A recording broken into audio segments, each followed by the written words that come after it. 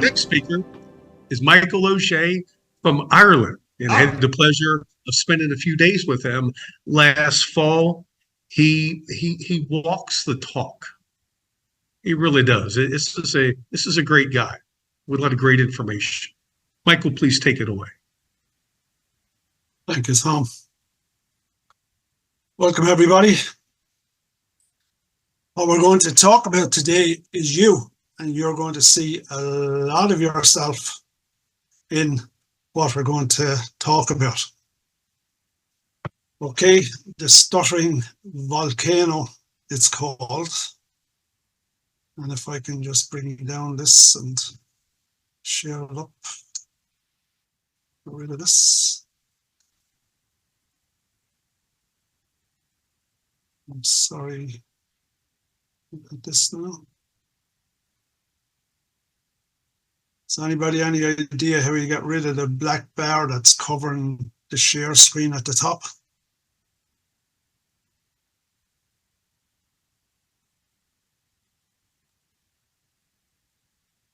Okay, we'll work it off the side screen. Presentation today is about you. It's about how your stuttering erupts and what we need to pay attention to. So, a bit about myself. I started to stutter at the age of 4. I got a severe beating off a nun in school. I didn't speak for 3 months, so when I spoke again, I stuttered.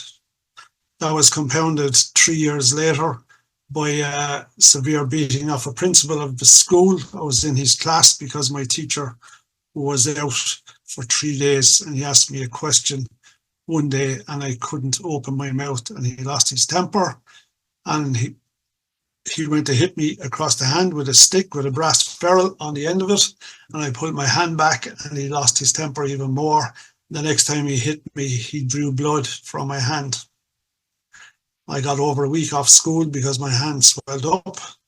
He was reported to the doctor and he was reported to the school council. And I don't know what happened after that. As far as we know, he lost his job. But anyway, that's past. So that was the reason. The reason I spent serious time and serious money ever since the time I left school at 17. I didn't go to university because of my stutter. I didn't take up a scholarship for sports scholarship to Villanova University at 17 because I stuttered. How would I survive in America on my own when I couldn't survive at home with my family and the support I had there on my own? So I made sure that that wouldn't happen. I got married. I built my own home at 22. I started my own business at 22 as well. And at the age of 35, my grandmother passed. And I could not say goodbye to her at her funeral the way I wanted to. It had a huge, huge emotional impact on me. And it caused me a lot of pain. And that was the reason. That was the reason. People asked me why I went to work on my speech at 44. And that was the reason. Pain. There was no other reason. That pain, I didn't want to experience it again because nature taking its course, I knew that my parents were going to pass before me. And that was the reason. And I didn't want to experience it. So we'll go through all the rest of it here now. So how does your stuttering volcano erupt? Okay, now I'm going to talk about me here, but I want you to pick out everything that you see in those slides that you can relate to. Everything, because everything is there. If you stutter, most of this is going to relate to you. If you don't stutter, there's certain aspects of it, like tension and everything else within the body will. But if you stutter, everything is going to relate to you. This is Michael O'Shea in 1999. I was 44 years of age and I decided to go to get help and support. So this is me. I had a very severe stutter. I was very overt. I had body movements. I spat when I had a severe block. I struggled. I had facial struggles, eye blinking, and the physical struggle went right through my body, and especially in the articulators in the face where we know it happens. Why did all that happen? All that happened was inside my stuttering, and I called it my stuttering volcano. Inside that lay shame, negative responses. I was a physical wreck that showed. Feared words, sounds, situations. I had guilt. I felt isolation. I had no belief in my verbal communication. I had verbal stress, anxiety. I had irrational fear, irrational mind, negative speaking experiences. I had so many that I wrote a book. I wrote this book, and it's about myself in 2007. Now, I don't want to brag or anything else, but excluding, I gave 2 copies of the book to every public library in my country, and I put 1 book into every national and secondary school in the country. And 42,045 is the total number of the books that I don't have now that I had to get printed. So that'll tell you. People read it. They say for every 1 person that reads a book on self-help, 3 other people are going to read it as well. Okay, so that's it. Now, what was my trigger? I had massive amount of triggers regarding the trigger for the eruption of that stuttering volcano.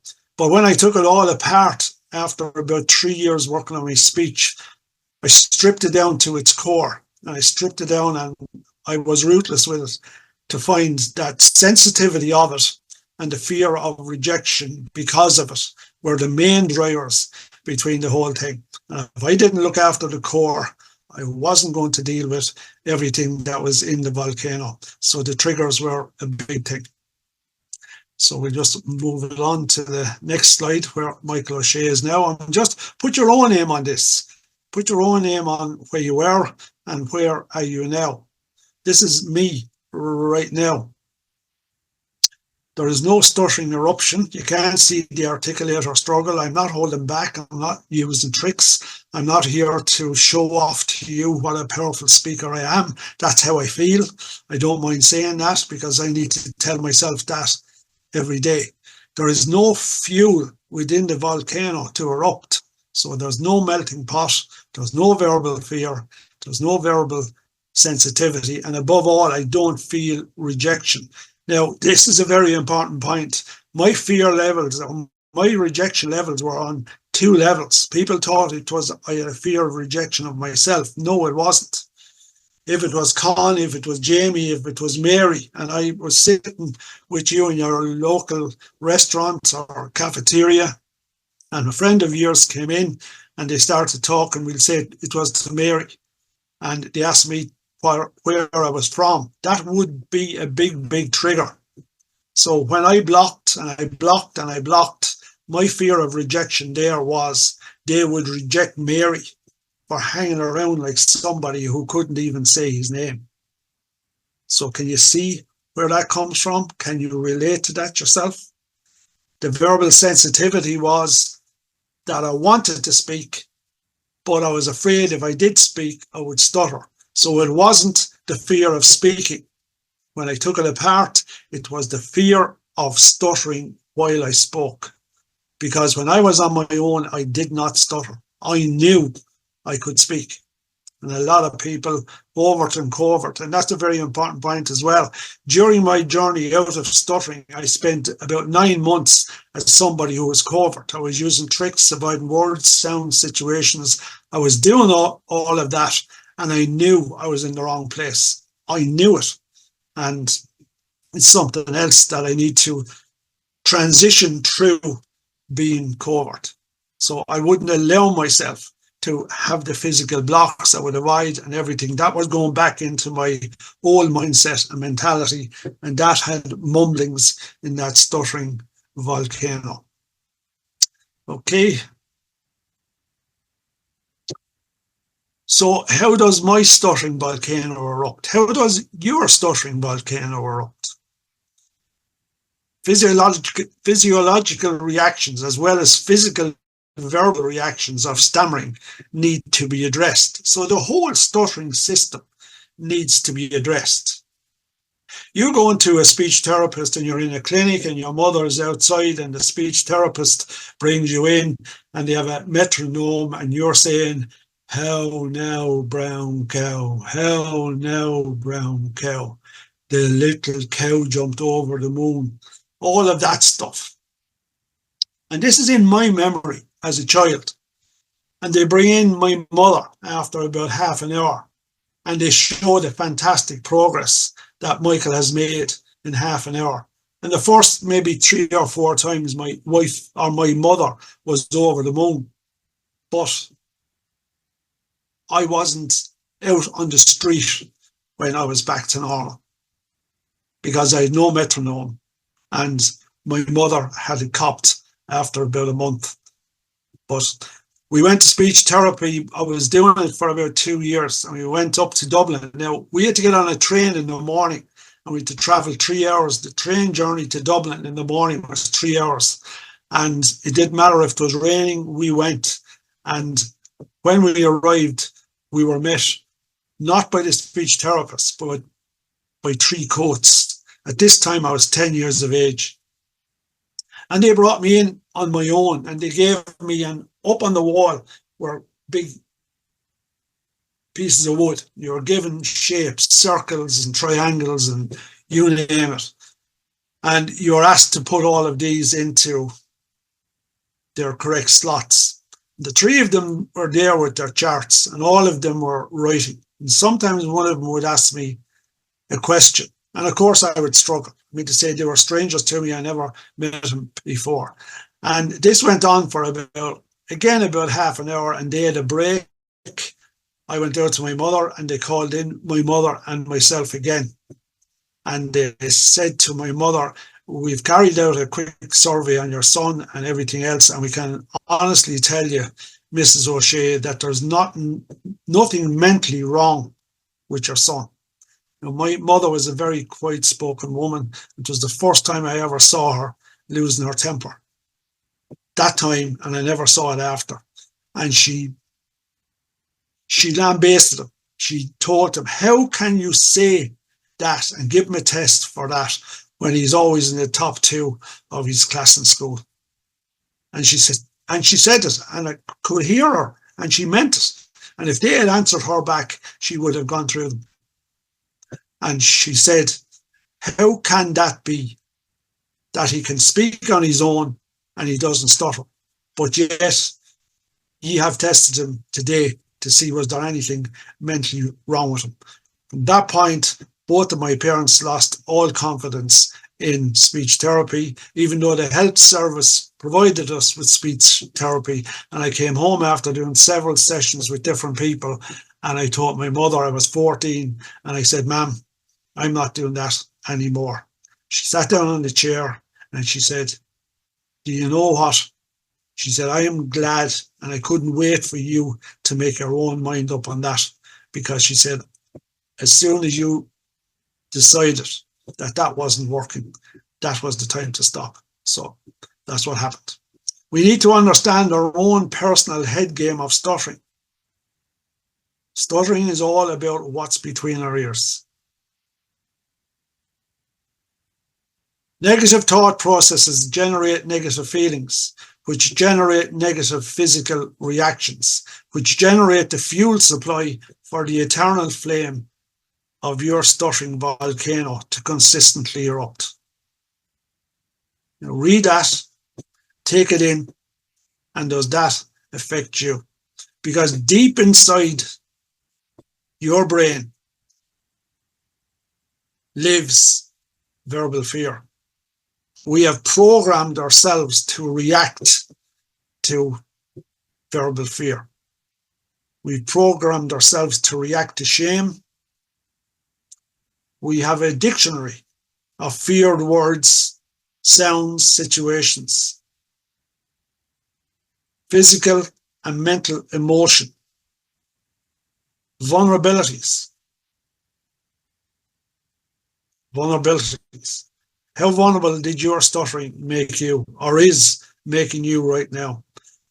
And then there's your historical verbal memories. I'll just mention 2 because I mentioned them. The beating of the nun at 4 is still there. The beating of the nun or the teacher who's the principal at 7 is still there. And I tell you why it's still there, because I passed that convent where that nun gave me the beating maybe 2 or 3 times a week, and I can't stop it.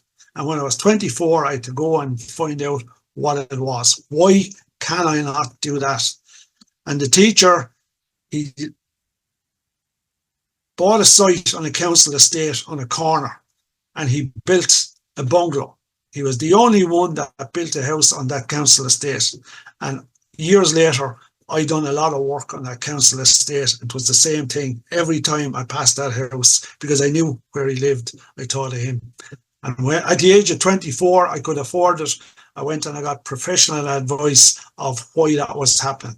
And the explanation was from 3 different people. It was the same answer.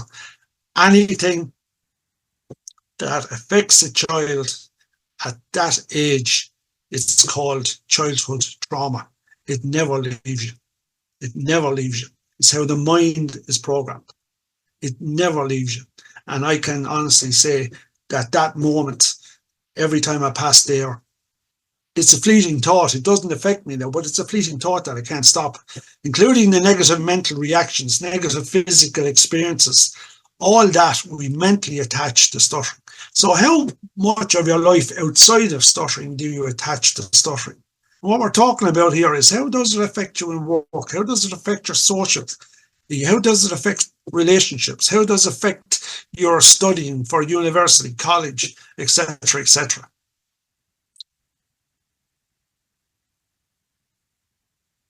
How does your stuttering volcano erupt? They are deep-seated reservoirs of negative verbal experiences. Fact, they're there. You know it. You know it because you think about them, to be dealt with and to manage. You're challenged with stuttering, and this takes courage. It takes knowledge, because you need to know what to do. You need to know what to do. It's dedication to application. It's perseverance over a period of time. And it's not a week, it's not a month, it's not a year. It could be many years. It takes patience.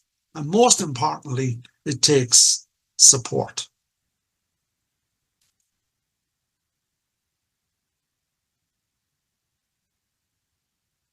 Sorry, the length of time the stuttering volcano lies dormant depends on everyone's willingness to change their personal status quo from negative reactions to empowering responses. You need to know what to do, you need to write them down, and you need to have a hierarchy of your feared words, sounds, situations, and you need to track them down and break them down into manageable pieces so you're able to manage them in the first instance. It's called, and I'll deal with that in a minute, and there is a need to do that because they are your triggers. They are your feared words, sounds, situations. They're your triggers. So there's a need to track down what makes your stammering erupt. So why does it erupt? Why are you in your own home and a stranger walks in and bang? Your environment hasn't changed. The only thing that's changed in your environment is somebody who walked in. The table hasn't moved, the chairs hasn't moved, the physicals stay the same, but you have changed. You have changed. So it takes time, patience, and experimentation to find and apply your personal strategies and applications. And that's basically over a period of time what I did. And also, I'm a mentor for people who stutter, and I give them the same principles. Only treating the articulator struggle. This is the articulator struggle. And when you block, look at the articulator struggle. It's impossible to say a word. So we're going to deal with tension. Where is tension? Tension in the mind first. That's where the tension starts. We think we can control stuttering. There is no control. We'll deal with that in a moment as well. Only treating the articulators is not sufficient. There is a need to go to the core and stop the lava from erupting to get to the core of the problem. Once the reservoir is hot and melting away, increasing attention on articulator struggle, it will never be adequate because it's already starting. It's already starting. So you need to do something. So what we need to do is to turn that reaction that the mind has, and we need in the moment ourselves to consciously be able to manage that. Not to control it, because it's already after happening. So ask yourself why I stammer only gives you reasons. Asking yourself how gives you structure. So how does it happen that it happens in a split second? And I'll give you the components of your fear right now. We talk about fear in the stuttering community, and it's the most overused word in the stuttering community, where we should be explaining what are the components of your verbal fear. I'll give you my components, and can you see your components in my components? The first one was chaos, verbal chaos, in an instant. Verbal panic in an instant. Verbal stress in an instant. Verbal anxiety, and this is the one because it's by 3. We do not need to stutter or to speak to stutter. And here's why. Your first reaction is verbal anxiety. It could be a week, it could be a month, it could be a year before a speaking situation. It's called anticipatory anxiety. You have in the moment anxiety, and then you have post anxiety. You're worrying about the perception of your listener, where you had a bad speaking experience yourself. You know, or you think that your listener is judging you. That's post anxiety. So think of those 3 things. Do you do it? Anticipatory anxiety in the negative the whole time. I am going to stutter here because it happened to me before. I'm going to stutter with this person because before I stuttered in front of him or her. And that's how the mind works. The mind is like a sponge. It picks up everything, but it doesn't judge. But all that it judges is your reaction. As soon as you go into tension, and if you want to test yourself, buy yourself a good sports watch, and we'll deal with that in a second as well. To remove stuttering from your verbal communication, you need to remove its structure. The structure is what is within your verbal volcano. So you need to dissolve it. You need to dissolve the negative neurons that you have developed in your brain. All of us have learned our way into stuttering. We've learned our way in. Nobody wrote a letter to Santa and said, "Dear Santa, could I have a box of stuttering for Christmas?" When you got older, you didn't write or you didn't order a box of stuttering off of Amazon and it arrived at your door. That didn't happen. That won't happen. But from the time, whatever the trigger was, you started to make allowances and your mind started to protect you because it picked up the responses from your body. And if you want to test yourself out and you're speaking well, buy yourself a sports watch, set your heart rate, your blood pressure and everything else. And when you're in that moment of that big block, you look at your sports watch and you see the psychological or physiological changes that are within your body. Your heart rate goes up, your blood pressure goes up, your face goes red. All of that stuff is going on. So that's what you need to do. So thank you for attending, and I hope you got something out of that. I know it had to be quick, but if there's any questions and you want to make your own opinions on it, you're more than welcome. And if you want me to open the slides again at any time, you're more than welcome as well. So is there any questions, any comments?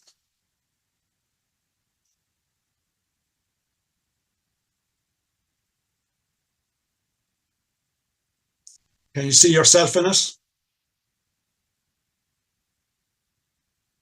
Absolutely.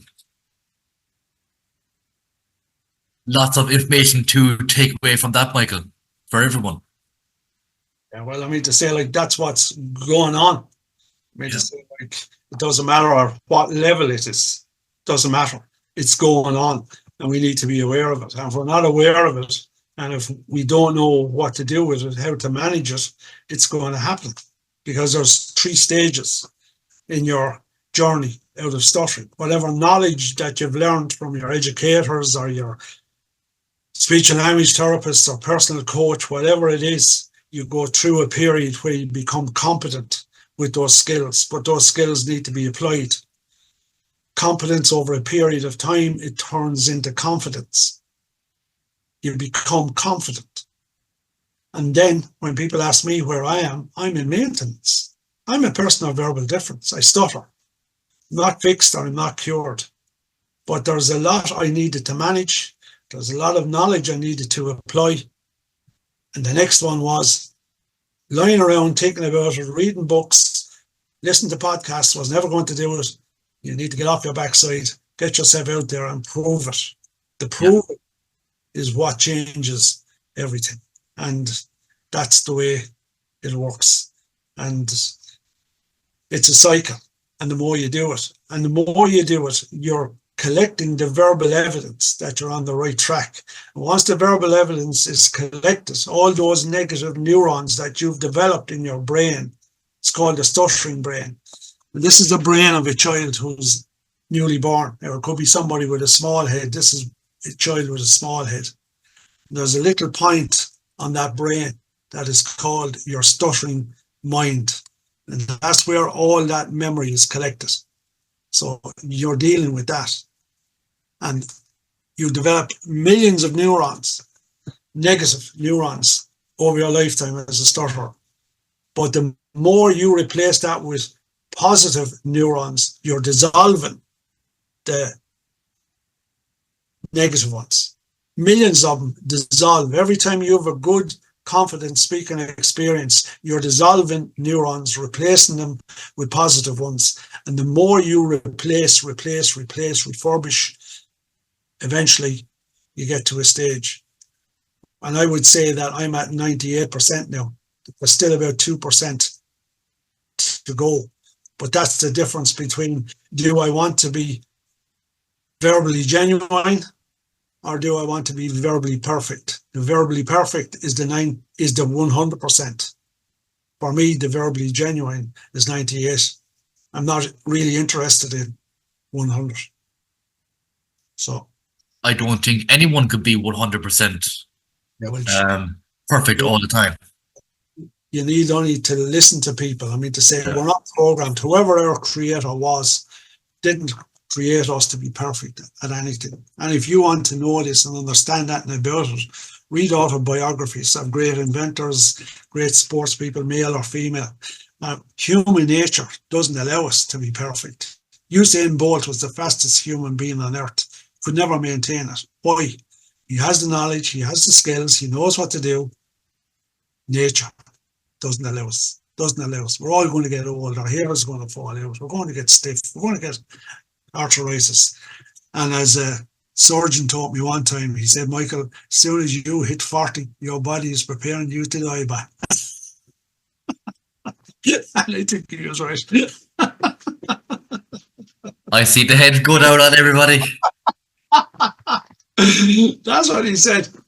He said, you're like a big oak tree, he said, out in the middle of the field, and you're a big oak and you're standing up against the wind and everything, he said, but unfortunately, the leaves and the branches are falling off. There's nothing we can do about it. So that's it. Well, Mary, did you get anything out of that? Could you relate to it? What's that, Michael? Nice to see your face. You too. Did you get anything out of that? Could you relate to it, or was it a bit much? Oh, no. I can relate. You were, Michael, you were never a bit much. You wouldn't want to tell my wife that. Yeah. Would you like that in writing?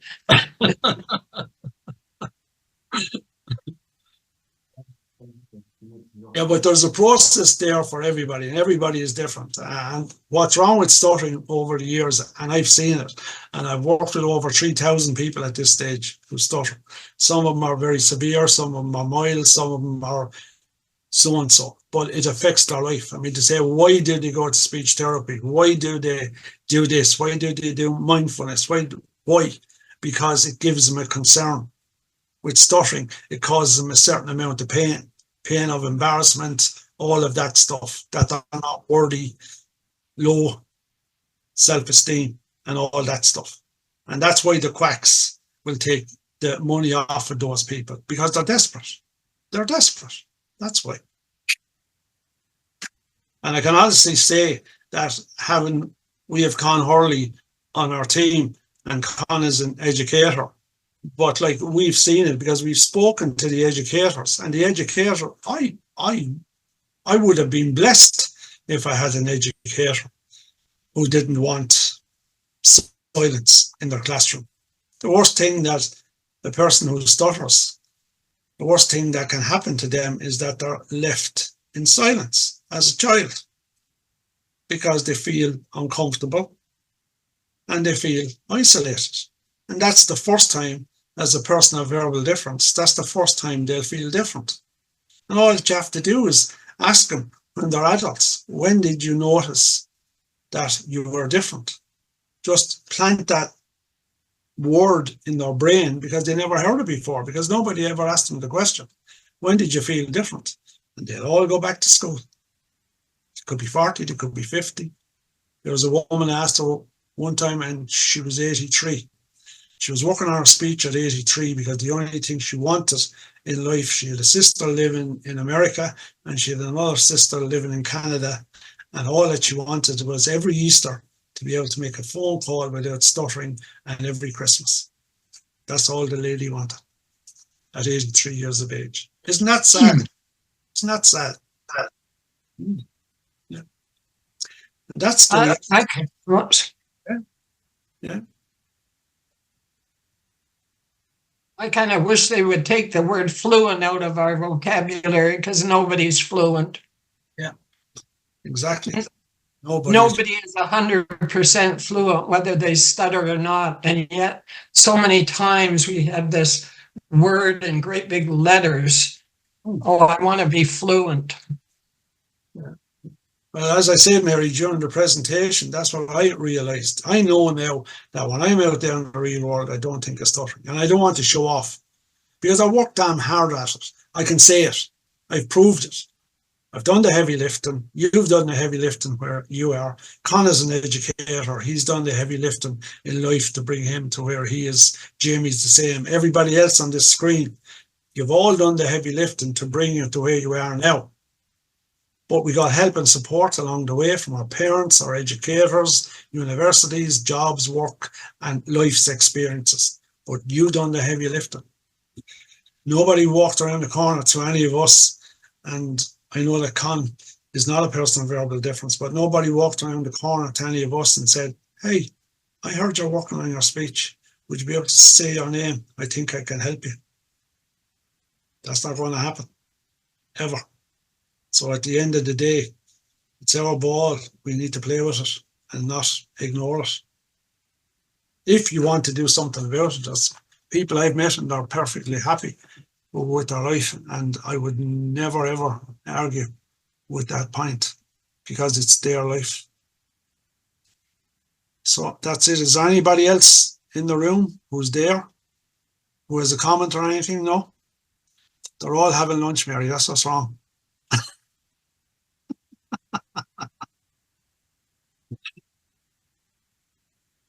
Anybody else have any comments? I don't know how long we have left because I can leave you go if you want to.